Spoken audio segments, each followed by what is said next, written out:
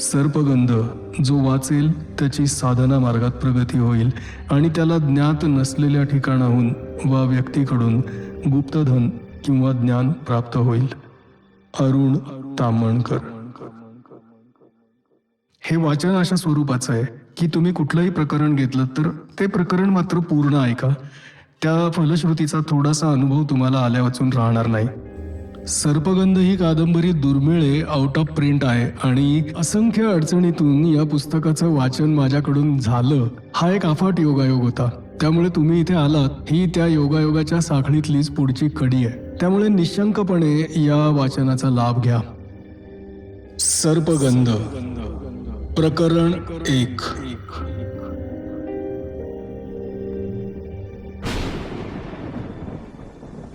आता सूर्यास्त होईल. मला माझ्या डायरीची आजची पानं लिहून टाकायला हवीत, कारण रात्र झाली की इथे तुमच्यासारखे विजेचे दिवे पेटत नाहीत, रॉकेलचे दिवेही लागत नाहीत. इथला प्रकाशच वेगळा असतो. पण या प्रकाशात लिहिता येत नाही. म्हणजे या प्रकाशात लिहायला दिसत नाही असं नाही, पण हा प्रकाश पडायला सुरुवात झाली की तो तुमच्या शरीराच्या रंध्रारंध्रात शिरतो. त्यामुळे शरीराला विलक्षण हलकेपणा येतो. शरीर कसं पिसासारखं होतं. या हलक्या झालेल्या शरीराला डायरी लिहिण्यासारखं जड काम नापसंत वाटू लागतं. मग डायरी लिहिणं होत नाही. म्हणून मी सूर्यास्तापूर्वीच डायरी लिहितो. आता माझी ही डायरी कोणाच्या वाचनात येईल का नाही मला ठाऊक नाही, पण माझ्याबरोबर जे प्रसंग घडलेत आणि घडतायत त्यांची नोंद कुठंतरी व्हायला हवी आहे. कुणीतरी ही डायरी वाचायला हवी आहे. जर कोणी ही डायरी वाचली तर माझ्याशी घडलेल्या घटनांना एक तरी जिवंत साक्षीदार लाभल्याचं समाधान मला मिळेल. खरं काय घडलं ते माहीत असणारा एक तरी हरीचा लाल आहे या समजुतीनं मला सुटल्यासारखं वाटेल. तुमच्या लक्षात आलं असेलच की आत्तापर्यंत तुम्हाला मी जे सांगितलं ते डायरीत लिहायला सुरुवात केली आहे. जर तुम्ही हा मजकूर वाचत असाल तर ती माझ्या डायरीचीच पानं आहेत हेही तुमच्या लक्षात आलं असेलच. तर माझं नाव सिद्धनाथ वासुदेव दातार. उमर 27 वर्ष. जात कोकणस्थ चित्पावन ब्राह्मण. धर्म हिंदू. व्यवसाय पत्रकारिता. वर्णन गोरा रंग, निळसर घारे डोळे, उंची 5 फूट 6 इंच, डाव्या गालावर जखमेचा व्रण. आरोप किडनॅपिंग. होय, माझ्यावर 9 लहान मुलं पळवून नेल्याचा आरोप आहे आणि हा आरोप मला मान्य आहे. मी ती मुलं मुंबईहून इथे पळवून आणलेत. ही 9 मुलं 9 ते 11 या वयोगटातली आहेत. खरं तर त्यांना मी इथे पळवून आणावं अशी त्यांचीच इच्छा होती, म्हणून मी त्यांना इथे घेऊन आलो. पण मुलांच्या या इच्छेला साक्षीदार कोणी नाही आणि मुलांनी आपण स्वतःच्या इच्छेनं इथे आलोयत असं सांगितलं तर त्याला कायदा मान्यता द्यायला तयार नाही, कारण कायद्याच्या दृष्टीनं मुलं अज्ञान आहेत. खरं तर मुलं किती ज्ञानी आहेत हे फक्त मलाच ठाऊक आहे. मुलांच्या एक एक विलक्षण कृती पाहिल्या की मी डायरी लिहिणं आवश्यक आहे असं आनंद स्वामी का म्हणाले होते ते माझ्या लक्षात येऊ लागलंय. पण ही माझी डायरी वाचणार कोण? मी हा असा इथे मलयगिरीच्या पायथ्याशी निबिड जंगलात येऊन पडलोय. या प्राचीन हिंदुस्थानच्या पाठीवर आजच्या आधुनिक 20व्या शतकात सगळ्या मानवी जगापासून तुटलेला विलक्षण अमानवी असा हा प्रदेश अस्तित्वात असेल याची कल्पनाही कुणाला येणार नाही. पण मी सध्या या विलक्षण चमत्कारिक भूप्रदेशावर जगतोय. माझ्याबरोबर ती 9 मुलंही आहेत. म्हणजे आता ती बाहेर गेली आहेत. लाकडाच्या ओंडक्यांनी तयार केलेल्या झोपडीत आता मी एकटाच आहे. ही डायरीही मी त्या मुलांच्या परवानगीनंच लिहितोय. होय, सध्या तेच माझे पालक आहेत. ही झोपडी त्यांनी माझ्यासाठी बांधून दिली आहे, कारण त्यांना राहायला झोपडीची गरज नाही. माणसांनाच फक्त डोक्यावर छत लागतं आणि मी माणूस आहे ना. पण त्या मुलांना छत लागत नाही. तुमच्या लक्षात येतंय ना मला काय सुचवायचं आहे ते? नसेल आलं तर येईल हळूहळू लक्षात, कारण सध्या माझा खूप गोंधळ उडालाय. नेमकं कुठून कसं आणि काय सांगावं याचा अंदाज येत नाहीये. पण मी लिहित राहणार आहे. लिहित राहिलो की सगळं कसं सुताच्या रिळासारखं उलगडत जाईल. मी मूळचा मुंबईचाच, गिरगावात राहणारा. माझ्याबरोबर आलेली 9 मुलं मुंबईचीच, पण मराठी नाहीत. हिंदुस्थानातल्या निरनिराळ्या प्रांतातून व्यवसायानिमित्त त्यांचे पालक किंवा आईवडील मुंबईत राहायला आले, एवढंच. आता माझ्याबरोबर आलेल्या मुलांच्या नावांची यादी मी इथे लिहितो. पहिला अनंत. हा मद्रासी आहे, बुटका, सडसडीत, कुरळ्या राठ केसांचा. त्याचे डोळे एखाद्या काळ्या भोर डोहासारखे गूढ आणि खोल आहेत. पौर्णिमेच्या रात्री डोहात चमकणाऱ्या पूर्ण चंद्रबिंबाप्रमाणे त्याच्या काळ्या भोर बुबुळांवर 2 केंद्रबिंदू सतत चमकत असतात. दुसरा वासुकी. हा राजस्थानी आहे. याच्या खांद्याखालच्या शरीरापेक्षा याचं मस्तक मोठं आहे. याचे डोळे विलक्षण निळसर आहेत. आपण विनाकारण या जगात आलो आणि आपला या जगाशी काही संबंध नाही असा एक तटस्थ भाव याच्या नजरेत सतत तरळत असतो. याची पावलं मात्र हरणासारखी विलक्षण छोटी आहेत. हा रंगानं गोरा म्हणण्यापेक्षा शुभ्र जास्त आहे. तिसरा शेषनाग. हा काश्मीरी आहे. सफरचंदासारखा लालबुंद आणि गोलमटोल आहे, पण याचे डोळे खोल आणि भुरे आहेत. हा सिंहकटी असून याचे खांदे एखाद्या भुजंगाच्या फण्यासारखे रुंद आणि घट्ट आहेत. याच्याकडे पाहिल्यावर असं वाटतं की याच्यात वजन पेलण्याची शक्ती जबरदस्त असली पाहिजे. चौथा हा पद्मनाभ. हा गुजरातचा आहे, म्हणजे गुजराती आहे. अशक्त पण विलक्षण प्रतिभावान आहे. या पद्मनाभमुळेच मी या चक्रव्यूहात अडकलो. पण हा चक्रव्यूह नियंत्याचा आहे. हा वरवर दिसायला संकटांसारखाच असला तरी याची रचना सदहेतुपूर्वक आहे. इथे चक्रव्यूहात जायला सांगणाराच चक्रव्यूहातून बाहेर काढण्याची जबाबदारी घेत असतो. पद्मनाभवर माझी निष्ठा आहे की त्यानंच मला इथे आणलं असल्यामुळे तोच मला इथून बाहेर काढेल. पाचवा आहे कंबल. हा नागा जमातीचा, म्हणजे नागालँडचा आहे. भरपूर स्थूल, काळा, बारीक मिचमिच्या डोळ्यांचा आणि अत्यंत शांत स्वभावाचा आहे. कितीही मोठं संकट आलं तरी हा जागचा हलत नाही आणि बसल्या जागीच जबरदस्त आत्मविश्वासानं संकटावर मात करतो. इतरांपेक्षा याची सावली अतिशय भव्य असते. सहावा शंखपाल. याचे पालक मुंबईत अरुणाचल प्रदेशातून आलेत. हा मंगोलियन वंशासारखा चपट्या नाकाचा पिवळसर गोरा आहे. हा मला भेटला किंवा मी याला भेटलो तेव्हापासूनच हा इतर 8 मुलांची काळजी घेतो हे माझ्या लक्षात आलं होतं. हा आम्हा सगळ्यांबरोबर कुटुंब प्रमुखासारखा वागतो. याची उंची बेताचीच आहे, पण हा काटक शरीर यष्टीचा आहे. सातवा धृतराष्ट्र. हा उत्तर प्रदेशातला आहे. भरपूर उंच, सतेज गोरा, नजरेत विलक्षण कोमल भाव ही याची वैशिष्ट्ये आहेत. याला खाण्याचा शौक आहे, पण तरीही हा स्थूल नाही. वयाच्या 4थ्या वर्षापासून हा व्यायाम करत होता, त्यामुळे याचं शरीर स्वच्छ आणि निरोगी आहे. हा विलक्षण कल्पक आहे. आठवा तक्षक. हा ओरिसाचा आहे. याची नजर एखाद्या डॉबरमन सारखी तल्लख असून हा तुकतुकीत काळा आणि चपळ आहे. 9व्याची 2 नावं आहेत. पाळण्यातलं नाव कालियम, पण सर्वजण याला कुमार म्हणतात. याचा रंग मातीसारखा तांबूस पिवळसर आहे आणि याचे डोळेही सतत लालसर असतात. हा गंभीर प्रवृत्तीचा आहे. हा स्थूल नाही, पण याच्या शरीराच्या रंगामुळे हा मातीत एवढा मिसळून जातो की माती कुठली आणि हा कुठला ते ओळखता येत नाही. हा खूप कमी बोलतो आणि बाकीचे 8 जण याच्याशी बोलण्याचा सतत प्रयत्न करत असतात. मला आता डायरी लिहायचं थांबवायला हवं, कारण सूर्यास्ताचा तांबूस सोनेरी प्रकाश क्षितिजावर पसरू लागलाय. वृक्षाच्या पानांची सळसळ आणि त्यातून वाहणाऱ्या वाऱ्याचा आवाज एकाएकी थांबलाय. माणसाच्या कानांना ऐकू न येणाऱ्या आकाशस्थ शब्दांची नीरव शांतता सुरू झाली. प्रत्येक संध्याकाळी हे इथे असंच घडतं. आता या नीरव शांततेचं रूपांतर एका अनामिक संगीतात सुरू होईल. वातावरणातील प्रत्येक अणू एकमेकांशी संलग्न होऊन असंख्य अदृश्य तारा व्हाव्यात आणि त्या तारा वायूच्या अथक बोटांनी छेडल्या जाव्यात असं वीणावादन इथे सुरू होईल. रुद्रवीणा यालाच म्हणतात का? या वीणेच्या झंकारातून आसपास अस्तित्वात असलेलं एकही अस्तित्व सुटू शकणार नाही. ते सगळेच झंकारमय होतील. मला ही जी चंदनाच्या लाकडांची झोपडी बांधून देण्यात आलेली आहे, तिच्या खिडकीतून समोरचा परिसर स्पष्ट दिसतो. समोर पर्वताच्या उताराचं मोकळं मैदान आहे. त्यानंतर निबिड जंगलाची सीमा सुरू होते.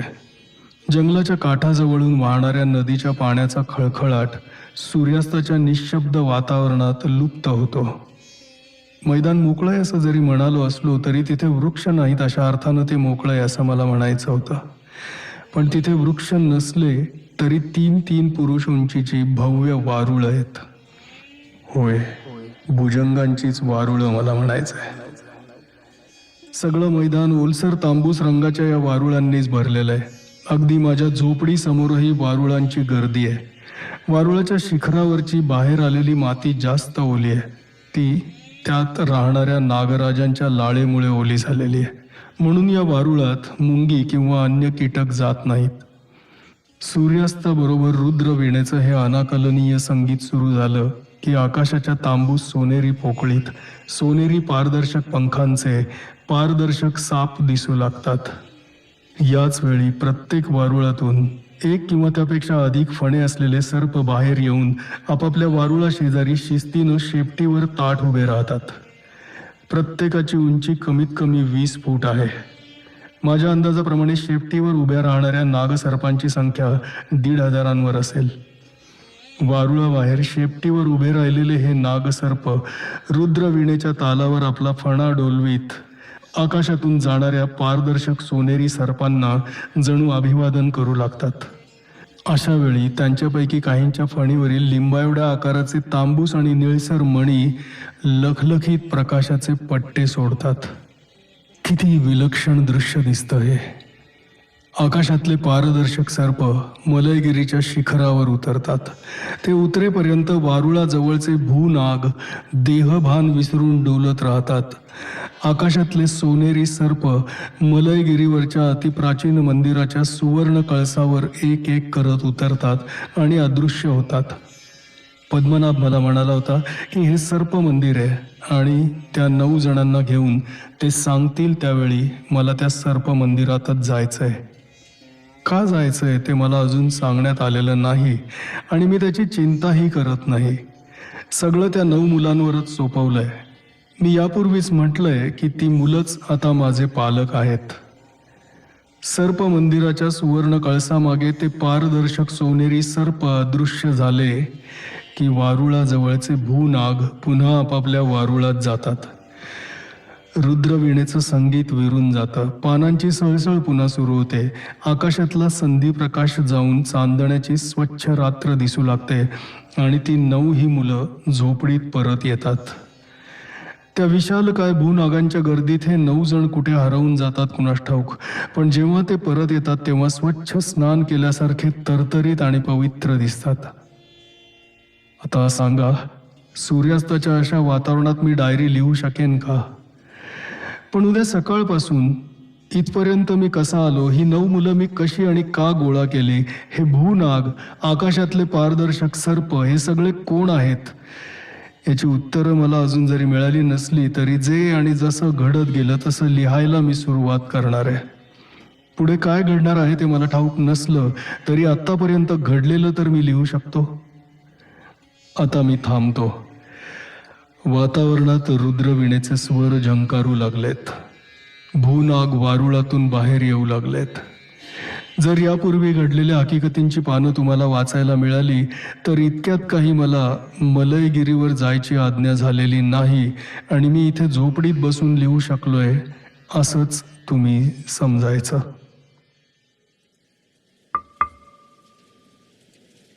समोरच्या काचेतून उन्हाचा कवडसा आला. मी माझी खुर्ची बदलली. दुपारचं 1 वाजल्यामुळे बरीच मंडळी जेवणासाठी खाली उतरली होती. त्यामुळे खुर्च्याही बऱ्याच रिकाम्या होत्या.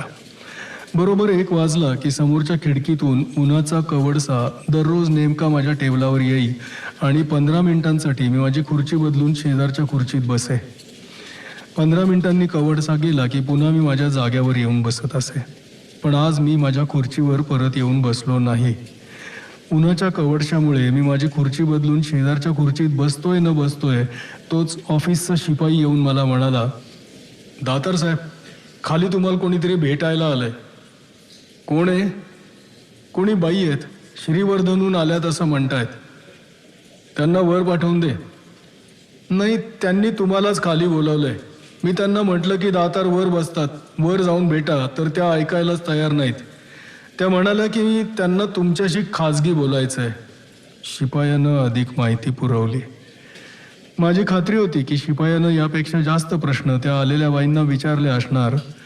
प्रतिष्ठित चोंबडेपणाच्या सरावामुळे वृत्तपत्राच्या कार्यालयातील शिपाई सुद्धा पत्रकाराच्या अधिकारवाणीनं इतरांना बेधडक प्रश्न विचारत असतात आणि तशी संधी आमच्या शिपायाला मिळू नये म्हणून मी त्याला घाईघाईनं म्हणालो, ठीक आहे, आता आगाऊपणानं प्रश्न न विचारता त्या बाईंना बसवून ठेव, मी 5 मिनिटात आलोच. नाराजी व्यक्त करण्यासाठी शिपाई पाय घासत निघून गेला. आमचं साप्ताहिक त्या काळात मराठीतलं सर्वाधिक खपाचं साप्ताहिक होतं. साप्ताहिकाचा मालक कपोल बनिया होता, पण साप्ताहिक आम्ही मराठी माणसंच चालवत होतो. आमचा मालक मोठा डेअरिंगबाज होता. अगदी सुरुवातीला तो इंग्रजीचे पोस्टल क्लासेस चालवायचा. त्याला स्वतःला इंग्रजी अजिबात येत नव्हतं, पण सुशिक्षित माणसं भाड्यानं मिळणं फार सोपं असतं. तशी 4-5 प्राध्यापक मंडळी त्यानं या कंत्राटी कामाला लावली होती. हे प्राध्यापक इंग्रजीचा अभ्यासक्रम तयार करायचे. आमचा मालक रसिकभाई मेहता या अभ्यासक्रमाच्या सायक्लोस्टाईल कॉपीज, त्यावेळी झेरॉक्स नव्हता, काढून पोस्टानं मेंबर्सना पाठवायचा. नंतर त्यानं महिलांसाठी म्हणून साप्ताहिक सुरू केलं. साप्ताहिकाचा धंदा त्याला मिळणाऱ्या जाहिरातींमुळे चालतो. रसिकभाई या जाहिराती मिळवण्यासाठी डोकेबाज हिकमती चालवायचा. सुरुवातीला साप्ताहिक महिलांसाठी होतं. महिलांनी साप्ताहिकाचं वर्गणीदार व्हावं म्हणून रसिकभाई किराणा मालाच्या दुकानात सवलती असतात तशा सवलती जाहीर करायचा. वर्गणीवर पावडरचे डबे दे, कुंकवाच्या बाटल्या दे, लिपस्टिक, नेल पॉलिश, हातरुमाल अशा वस्तू भेट म्हणून द्यायचा. पण साप्ताहिकाचा व्यवसाय वेगळा आहे. त्या बनियाच्या हातून तो वाढत नव्हता. किराणा मालाचा धंदा आणि साप्ताहिकाचा व्यवसाय हा वेगवेगळा आहे हे त्या बनियाच्या काही ध्यानात यायचं नाही. पण नंतर साप्ताहिकाच्या मजकुरात दम असेल तरच त्याचा खप वाढतो असा सल्ला कोणीतरी त्याला दिला आणि त्यानं साप्ताहिकाचं संपादकीय मंडळ बदललं. या बदलात मी या साप्ताहिकाचा स्पेशल रिपोर्टर म्हणून नोकरीला लागलो आणि वर्षभरात साप्ताहिक सर्वाधिक खपाचं झालं. रसिकभाईनं सुरुवातीला भरपूर काबाड कष्ट केले, पण आता तो एअर कंडिशन केबिनमध्ये बसून आडकीत त्याच्या उलट्या टोकानं नवरत्न किमाम चाटत निवांतपणे बसू शकत होता. माझ्याकडे साप्ताहिकाच्या स्पेशल रिपोर्टचं काम असायचं. दर आठवड्याला काहीतरी सनसनाटी मजकूर मी शोधत असे आणि अभिमान म्हणून नव्हे तर वस्तुस्थिती म्हणून असा मजकूर शोधण्यात महाराष्ट्रात माझा हात धरणारा कोणी नव्हता. सिद्धनाथ दातार हे नाव महाराष्ट्रातल्या प्रत्येक मराठी घराघरात माहीत होतं. दर आठवड्यास प्रसिद्ध होणाऱ्या माझ्या स्पेशल रिपोर्टमुळे मालक आणि संपादकापेक्षा साप्ताहिक माझ्या नावानंच ओळखलं जात असे. स्पेशल रिपोर्ट्समुळे ऑफिसमधील इतर कोणाहीपेक्षा मला भेटायला येणाऱ्यांची संख्या साहजिकच अधिक असायची. आत्ता भेटायला आलेल्या बाईही असाच एखादा सनसनाटी विषय घेऊन आल्या असाव्यात असा माझा अंदाज होता आणि मी टेबलावरचे कागदपत्र आवरून नवीन विषय मिळणार या खुशीतच खालच्या मजल्यावर आलो. इथे आमच्या साप्ताहिकाचा व्यवस्थापकीय विभाग बसत असे आणि संपादक खात्यातील लोकांना भेटायला आलेला माणूस खालच्या मजल्यावर बसवून ठेवण्यात या विभागातील लोकांना एक वेगळाच आसुरी आनंद होत असे. मी खाली उतरून आल्याचं पाहताच व्यवस्थापक शांतीभाई असाच आसुरी हसला. काय वरचा मोठा लोक खाली उतरला? काय करणार, खालच्या लोकांना धीर द्यायला पाहिजे ना. मी काहीतरी बोलायचं म्हणून बोललो. शांतीबाई मालकाचा मेव्हणा असल्यामुळे त्याच्याशी बोलताना जपून बोलायची आम्हा सर्वांनाच सवय लागली होती. कोणीतरी भेटायला आलंय म्हणून खाली आलो. अगदीच निरर्थक बोलतोय असं वाटायला नको म्हणून एक वाक्य आणखीन बोललो. हे ते तो तुम्हाला बाई भेटायला येते तेव्हाच तुम्ही खाली येते. असं म्हणून शांतीबाई खो खो हसला, पण मी त्याच्या बोलण्याकडे लक्ष न देता आतल्या हॉलकडे गेलो. लंच टाईममुळे आतल्या सर्वच खुर्च्या रिकाम्या होत्या, त्यामुळे नव्यानंच येऊन बसलेली ती तरुणी आपल्यालाच भेटायला आलेली आहे हे मी चटकन ओळखलं. मी सिद्धनाथ दातार, तुम्ही मलाच भेटायला आलात ना? माझं वाक्य पूर्ण होण्याच्या आतच ती तरुणी उठून उभी राहिले. बेताच्या उंचीची, सुडौल, साडी आणि ब्लाऊजच्या पट्टीतून दिसणारं गोरं पान पातळ पोट, तरतरीत नाक, किंचित कोरडे पडलेले ओठ, रुंद कपाळ, मखमली गाल आणि कमालीची ठाव घेणारी भेदक नजर. मी उर्मिला शहा. त्या तरुणीनं स्वतःची ओळख करून दिली. तिनं लावलेल्या जुवान मस्कचा मस्त फेमिनाईन गंध तिच्या भोवती दरवळत होता. बोला, मी म्हणालो. इथे असं उभ्या उभ्या नाही बोलता येणार. मग खालच्या कराची मोती हलवायाकडे बसूयात, मी सुचवलं. मला भेटायला येणाऱ्यांना जेव्हा खाजगी बोलायचं असेल तेव्हा त्यांना घेऊन मी तळमजल्यावरच्या मोती हॉटेलमध्ये जात असे. खाजगी बोलण्यासाठी मोती हॉटेल तितकंसं योग्य नव्हतं. एक लांबलचक हॉल म्हणजे हॉटेल अशी त्याची रचना होती. खाजगी बोलायचं म्हणजे एखाद्या एअर कंडिशन हॉटेलमध्ये जायला हवं होतं. अशा हॉटेलमध्ये शांतता असते. दर भरमसाठ असल्यामुळे कोपऱ्यातलं टेबल धरून बराच वेळ बसलं तरी कोणी हटकत नाही. पण तसं हॉटेल मला परवडण्यासारखं नव्हतं. खरं तर मला भेटायला येणारे साप्ताहिकाच्या कामासाठी भेटायला येत. भेटायला येणाऱ्या माणसांनीच दिलेल्या माहितीच्या आधारे मी कितीतरी सनसनाटी स्पेशल रिपोर्ट्स लिहिले होते. त्यामुळे मासिकाचा खप भरपूर वाढून रसिकभाई मेहताच्या खिशात लाखो रुपये गेले होते. भेटायला येणाऱ्या माणसांना घेऊन AC हॉटेलमध्ये जाण्याचा खर्च रसिकभाईला सहज परवडण्यासारखा होता. शिवाय त्यात त्याची प्रतिष्ठाही वाढली असती. पण रसिकभाई वृत्तीनं कांदे बटाटेच विकण्याच्या लायकीचा असल्यामुळे असली साहित्यिक प्रतिष्ठा वगैरे त्याला कवडी किमतीची वाटत असावी.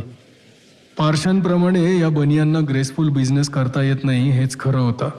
आता कराची मोती हलवायाच्या हॉटेलमध्ये माझे जे पैसे खर्च व्हायचे ते रसिकभाईनं मला कधीच दिले नाहीत. उलट त्याचं असं म्हणणं होतं की भेटायला आलेल्या माणसाचंच काम असल्यामुळे हॉटेलचं बिल मी आलेल्या माणसालाच द्यायला लावावं. हा सगळा उलटाच प्रकार होता. अमेरिकन पत्रकारितेत एखाद्या विषयावरची इन्फॉर्मेशन द्यायला येणाऱ्यांना प्रकाशन संस्था काही शेकडो डॉलर्सचा चेक मानधन म्हणून देते.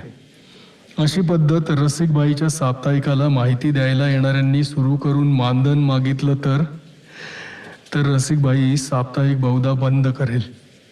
मी स्वतःशीच हसलो आणि एकदम माझ्या ध्यानात आलं की माझ्या समोर उभ्या असलेल्या तरुणीच्या उर्मिला शहाच्या नजरेत गोंधळ उडालाय. चला जाऊया का खाली, मी उर्मिलाला पुन्हा विचारलं. यावर ती घाईघाईनं म्हणाली, तसं नको, मला बराच वेळ लागेल बोलायला.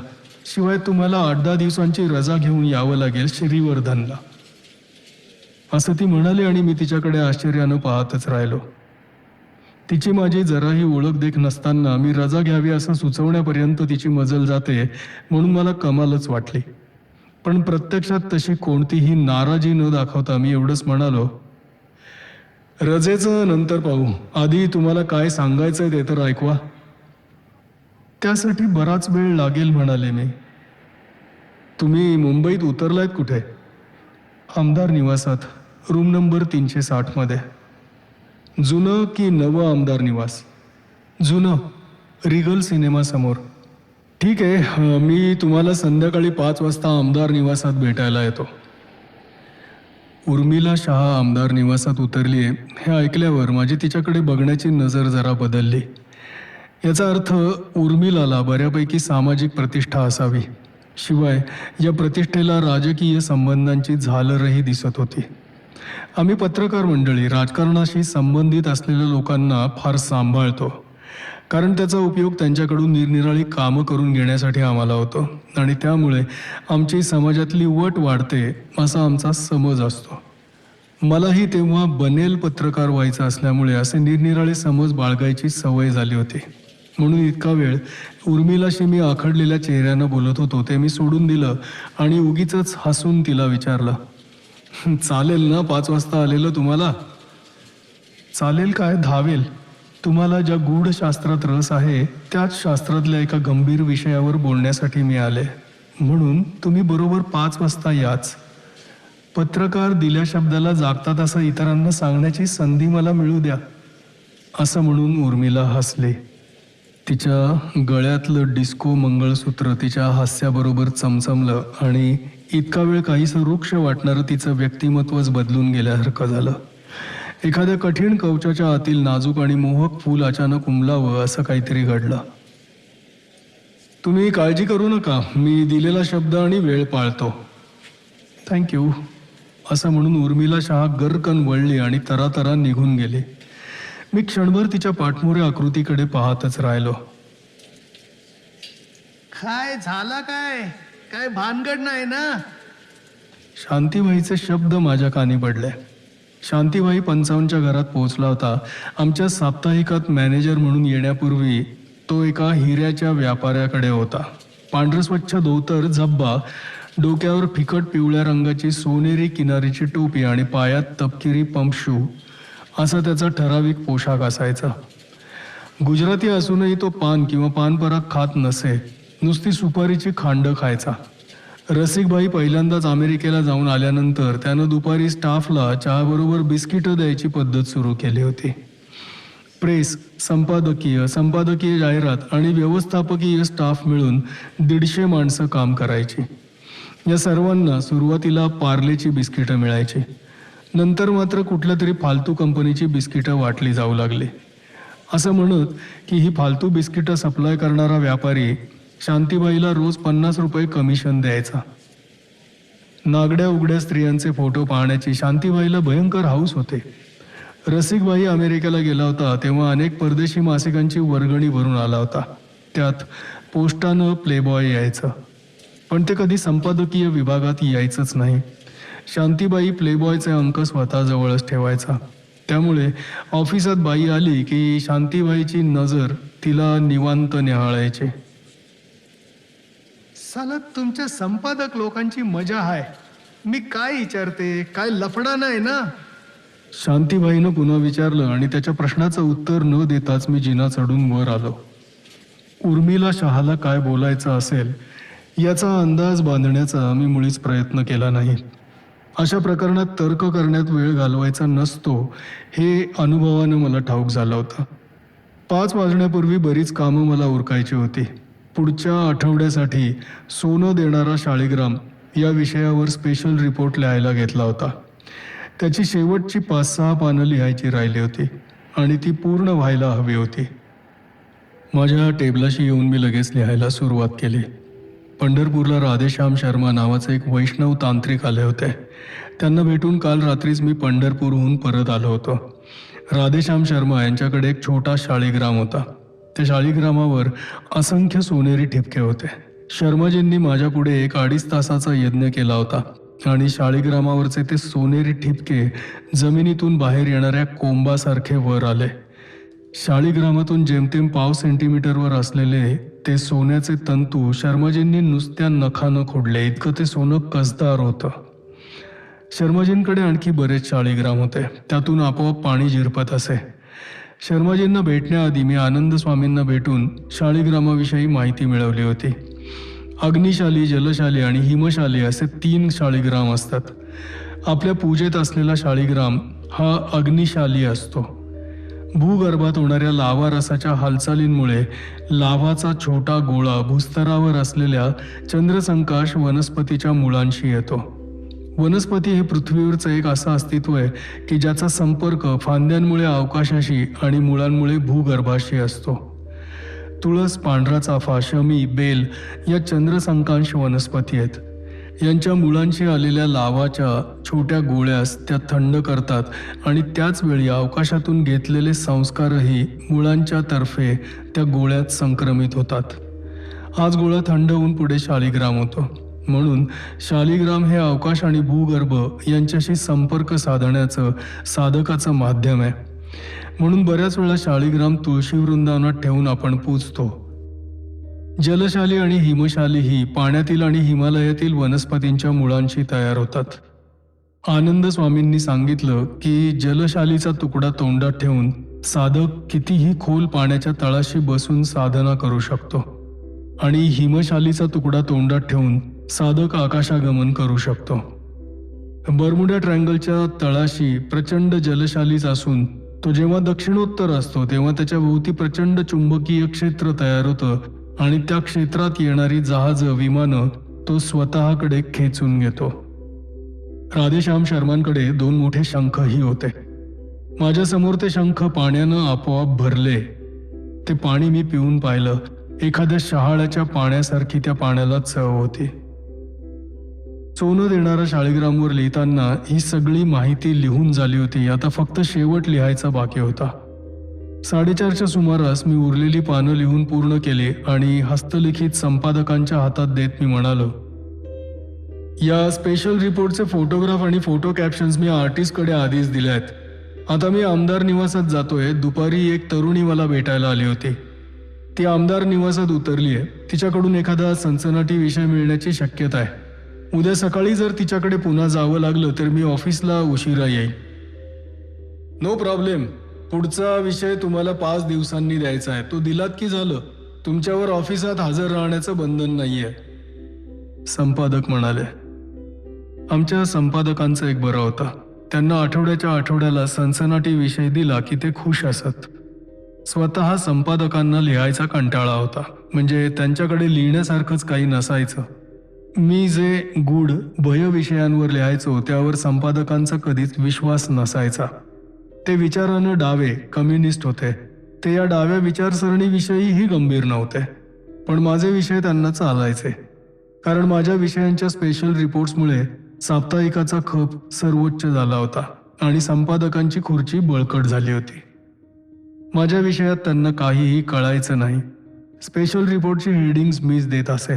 पण संपादक मात्र आपण स्वतःच हेडिंग देतो असं बाहेर सांगायचे. पण मी यावर गप्प बसायचो कारण माझ्याही खुर्चीचा प्रश्न होता. माझ्याबरोबरीचे इतर सब एडिटर्स हे संपादकांचेच नातेवाईक आणि स्वतःला कम्युनिस्ट बनवणारे होते. त्यांनाही माझे विषय आवडत नसत. पण या विषयांमुळे रसिकबाई मेहताला मिळणारं व्यावसायिक यश त्यांच्या तोंडावर पट्टी चिकटवीत होतं. हे सर्व मिळून ट्रिप सहलीला कुठं कुठे जात पण मला कधी बोलावीत नसत. पण त्याबद्दल मला कधी दुःख होत नसे. कारण एकतर मी माझ्या गूढ अतिंद्रिय विषयात मशगूल असे आणि दुसरं म्हणजे साप्ताहिकाचा वाचक वर्ग यांच्यापेक्षा मला जास्त ओळखत असे. असं असलं तरी संपादक कुचके किंवा डूख ठेवणारे नव्हते. तसे ते खुशाल चेंडू होते, रसिक होते. ज्यानं त्यानं ज्याच्या त्याच्या नशिबाचं खावं असं त्यांना वाटायचं. त्यांना स्वतःला कशाचाही व्यासंग नसला तरी माझ्या या विषयातील व्यासंगाबद्दल कौतुक वाटत असे. माझी लेखणी बहारदार आहे असं त्यांनी एका लेखात उद्वेगून लिहिलं होतं. बस मला एवढ्याचीच अपेक्षा होती म्हणून मीही संपादकांवर खुश होतो. 4:30-5लाच बाहेर पडायला मिळाल्यामुळे मीही खुशीत खाली उतरलो. 123 नंबरची बस पकडून मी रिगलपाशी उतरलो. बरीच भूक लागलेली होती म्हणून समोरच सहकारमध्ये जाऊन इडली सांबार खाल्लं, चहा घेतला आणि सहकारच्या बाहेर आलो तेव्हा 5 वाजायला 7 मिनिटं कमी होती. एखादी सिगरेट सहज ओढून झाली असती म्हणून एक सिगरेट शिलगवली आणि रिगलच्या पायऱ्या चढून चित्रपटाचे फोटो पाहू लागलो. रिगलला तेव्हा वेअर इगल्स डेअर लागला होता. क्षणभर मनात विचार आला, उर्मिला शहाला उद्या भेटू आणि आता चित्रपट पाहूया. का कोणास ठाऊक पण इंग्रजी चित्रपटांचं मला जबरदस्त आकर्षण होतं. या आकर्षणापोटीच बऱ्याच वेळा मी महत्त्वाची कामं डावलून चित्रपटाला जाऊन बसत असे.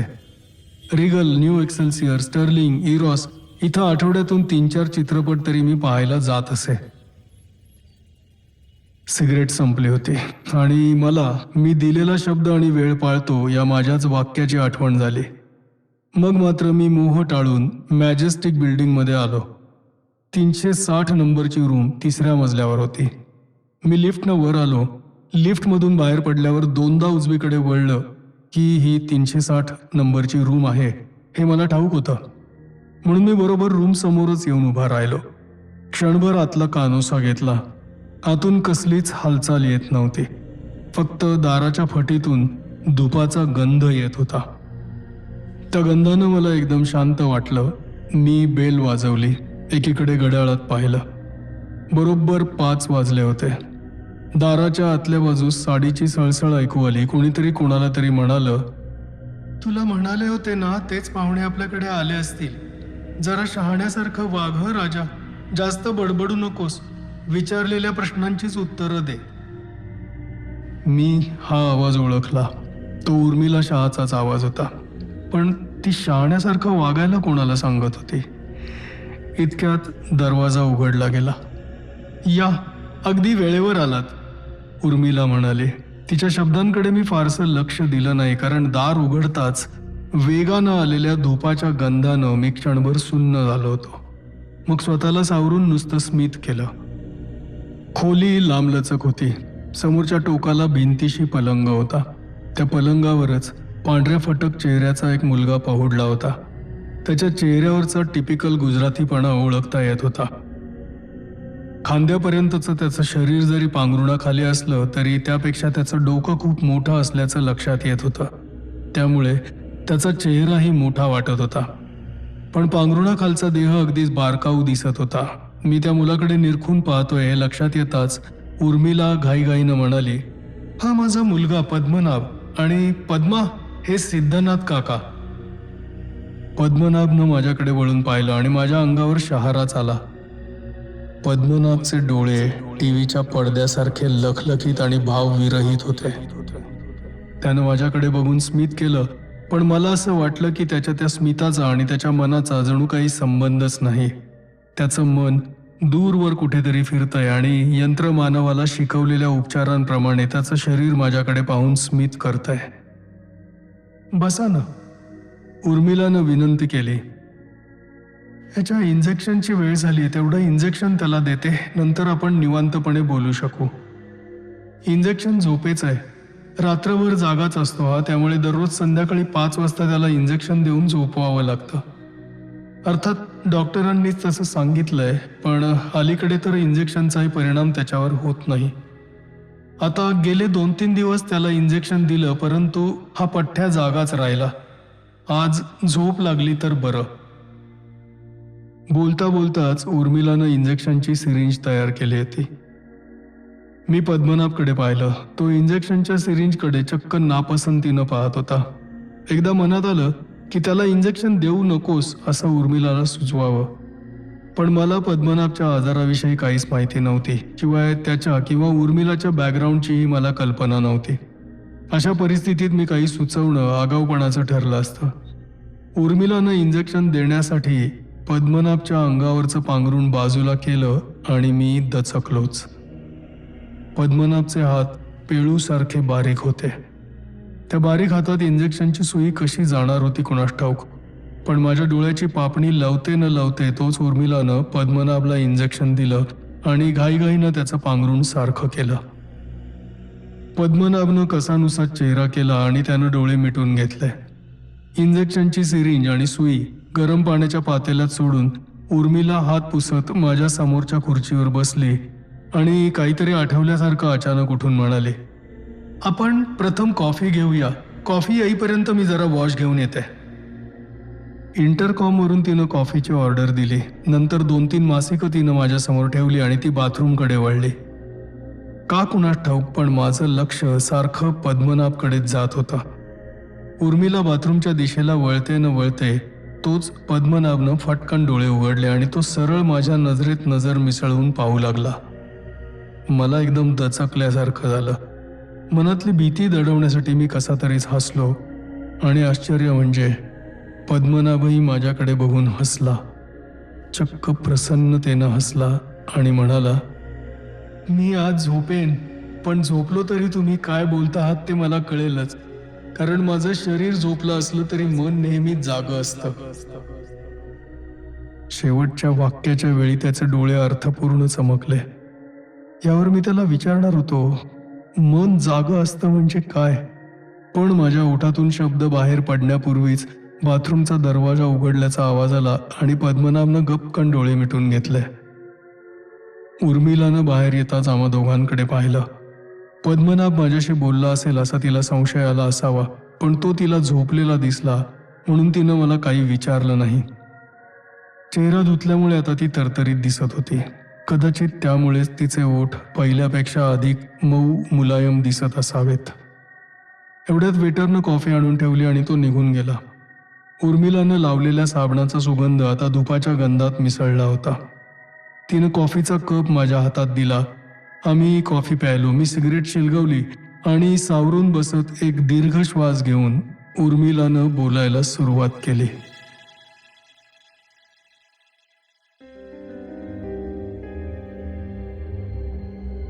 मित्रांनो, ही कथा तुम्हाला कशी वाटली? तुमचे कॉमेंट्स मला अपेक्षित आहेत. लाईक करा, शेअर करा, सबस्क्राईब केलं नसेल तर करून ठेवा आणि बेल आयकॉनचं बटन दाबून ठेवा. पुढच्या कथेमध्ये आपण लवकरच भेटू.